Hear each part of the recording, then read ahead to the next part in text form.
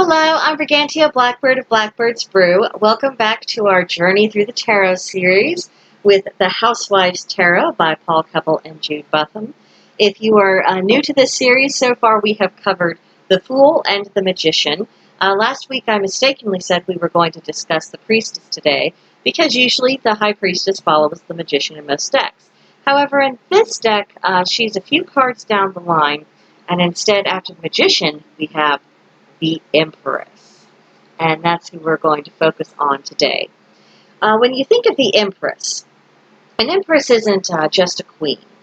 This takes on an imperial role, a high queen, someone who is part of a large empire and is ruler over all she surveys, or at least, co-ruler.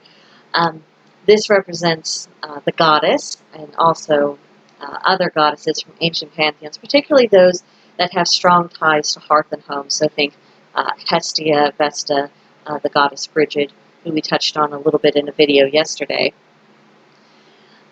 But she also represents the matriarch. And the matriarch, what that really is, it can of course be used in the context of a family, and that's usually when you would think of a matriarch.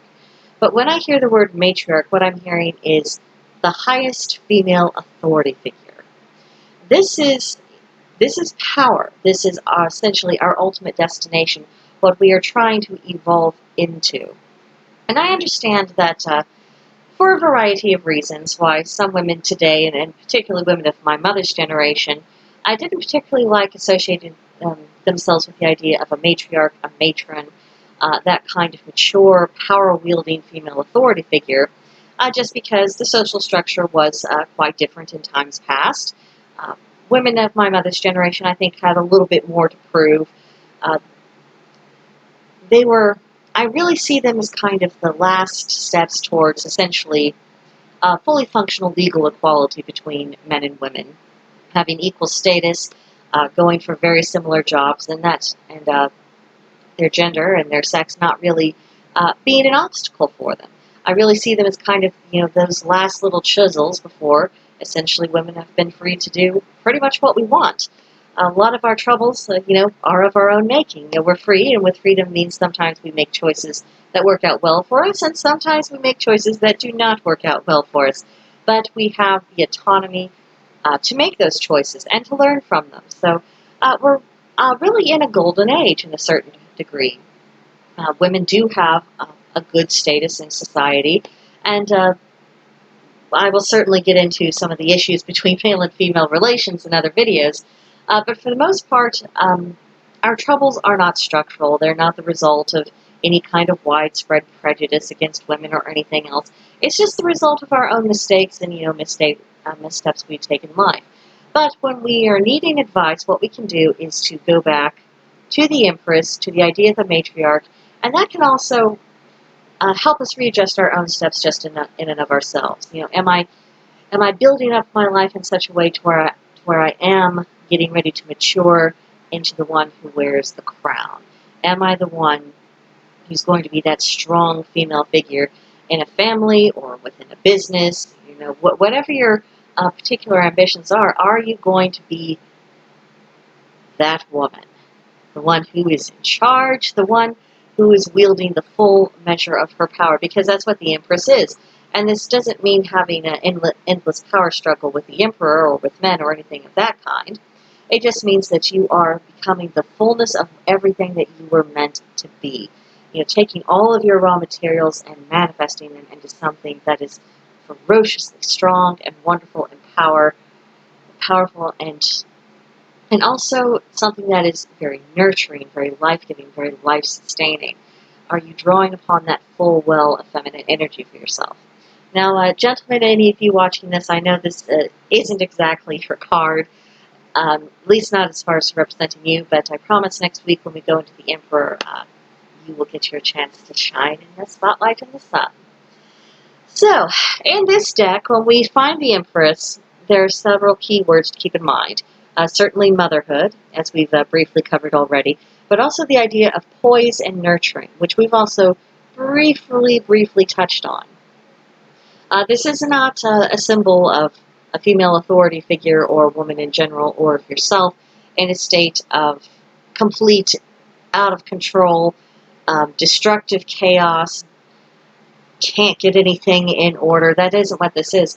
This is someone who is able of assessing situations, of looking and seeing what is needed, what is suitable, what is within my power to do to make something a success.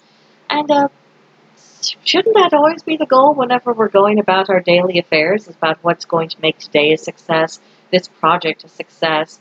How am I creating something instead of tearing something down?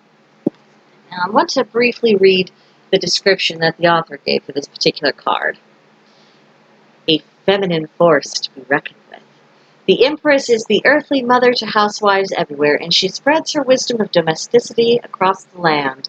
Symbolizing your hidden potential, she is warm, comforting, perfectly poised and coiffed, with just a touch of authority to complement her nurturing charm. She has tested each and every recipe herself in her own kitchen, and loves nothing more than sharing the tips and secrets of her success.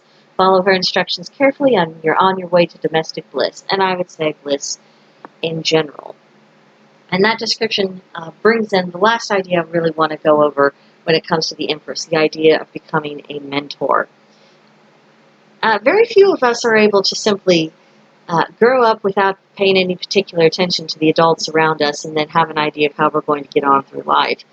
We look instinctively for examples when we are children, and sometimes to the great irritation of their parents, children are great imitators. They are great mimickers. Whether you want to know what your highest virtues are or your most severe faults, people who have children have heartily assured me that your children, through their behaviors, will let you know exactly what those are.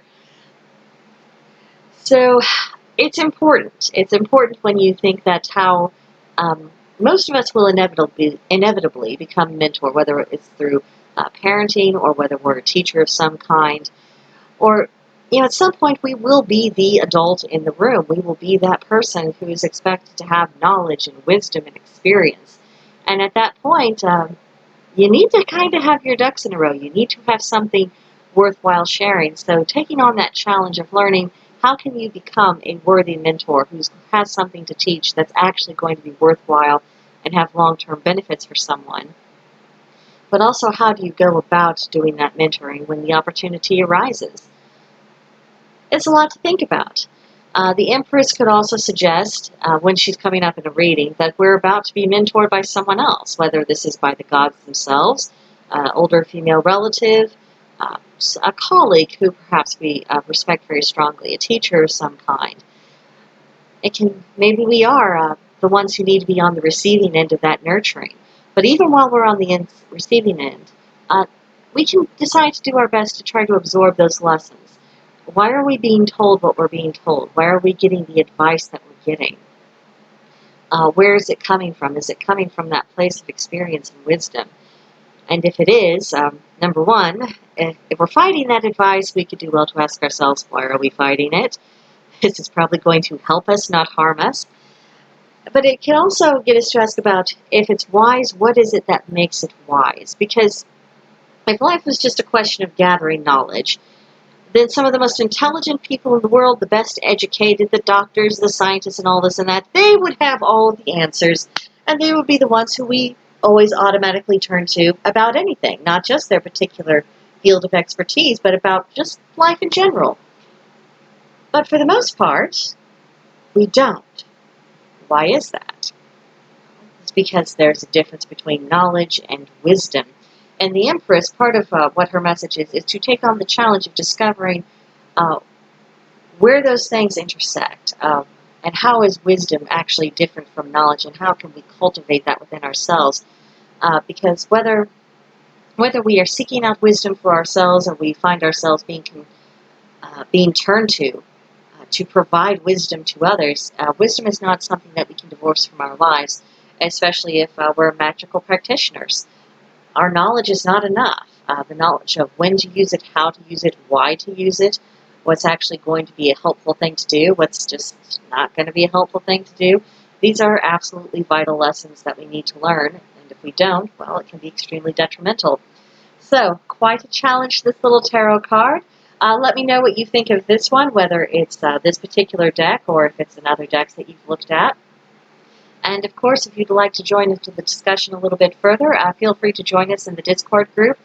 There will be a link in the description box below. See, next week, the Emperor.